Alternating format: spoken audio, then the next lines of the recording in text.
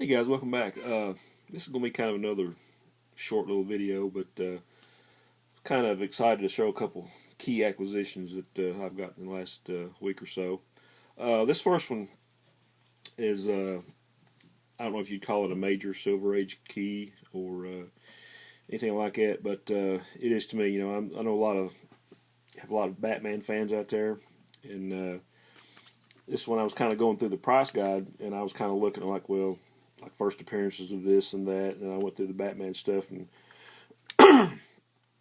it does kind of mention this in the guide, but I thought this was kind of a cool book. It's a Batman 164, and this is actually the first appearance you see of Batman's emblem with the yellow oval behind it. So for that reason, it's kind of a cool book to have. Excuse me. And actually, it's got like a new look Batmobile. Got a new look for the Batcave, and for some reason or another, I think it shows like a thinner Commissioner Gordon. Sorry about the glare on here. Actually, this was in pretty decent shape. I probably got like maybe a fine plus on this. Got like a couple little dings up here, but other than that, for one, it's like a mostly black background. It's kind of a nice book. And like I say, it's another funny thing about this is on the art credits, like back in the 60s, DC really didn't credit a lot of the artists, but you got like Bob Kane's little signature box, same thing, but Kane didn't do the art. Actually, it was Sheldon Moldoff, and I think he contracted the art out to him or whatever, but he still put his name on it. But this is actually Sheldon Moldoff and Joe Giella on the cover here. And like I say, this is the first appearance of the yellow oval on Batman's costume. This was from 1964, I think. I thought this was a really cool book, and got a decent price on it. So, sorry about the glare, but anyway, Batman 164. And finally, after years and years of searching for this book, and there's been copies of this book out there, very seldom, but been way, out of my price range, let's put it that way. And I finally found a guy that gave me a good deal on one, and it's actually a fairly good grade. It's probably a fine plus. But this book is the Holy Grail of my Bronze Age collection, and with this, I have completed my whole run of the DC 100-page spectaculars. Now, this is a DC Super Spectacular number 5, Love Stories.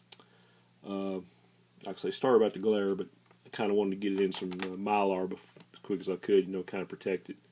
Like I say, it's one of the square-bound 100-page Bronze Age books I'm so crazy about.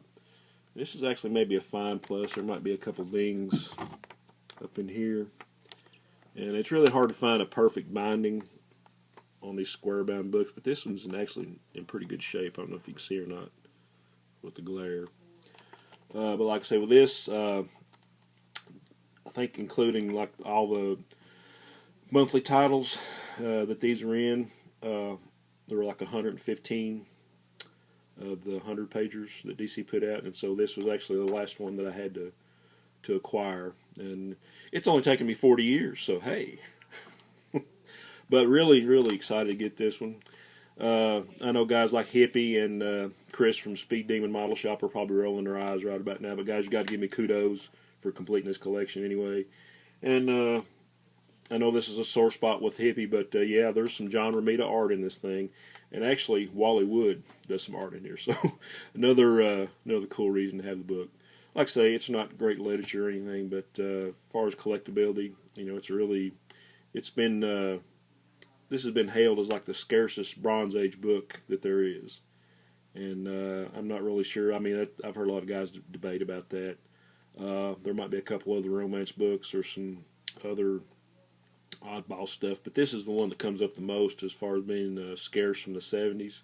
And it just, a lot of this romance stuff had a lower distribution run because mainly the only ones that were reading this were teenage girls or younger girls and stuff. But really, really happy to get this one. It's completes a 40-year quest to get all the 100-pagers, and before too long, I'm going to try to gather all of them up and start doing some videos Obviously, I won't be able to get all of them in one video, but I want to do some special videos showing all my 100-pagers. So, but anyway, guys, thanks for hanging around. Like I say, really happy to get these books.